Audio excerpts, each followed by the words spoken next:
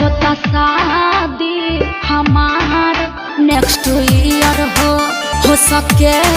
तो भूल जाई हो हमके डियर हो मार के मुआ होता शादी हमार नेक्स्ट ईयर हो सके तो भूल जाई हो हमके डियर हो हमरा दुल्हन बने के फीलिंग अंदर जागता तनी ओकर फोटोवा देखाइबे ला देखा आई हो रामाथु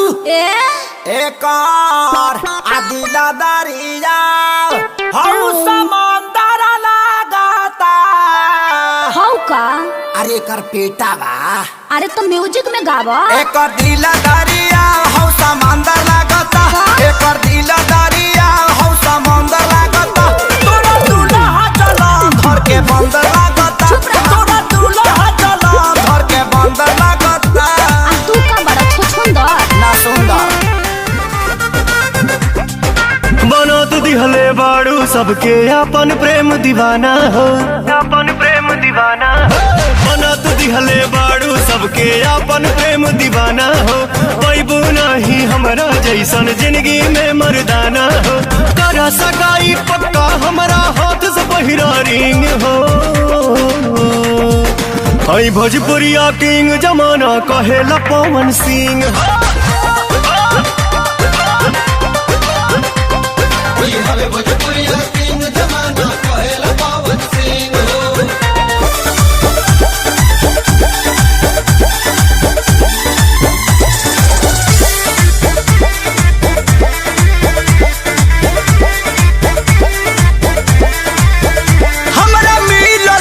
मरद नचनिया सखी सुन कहतानी कर रहनिया सखी माई रे कहा जाई रे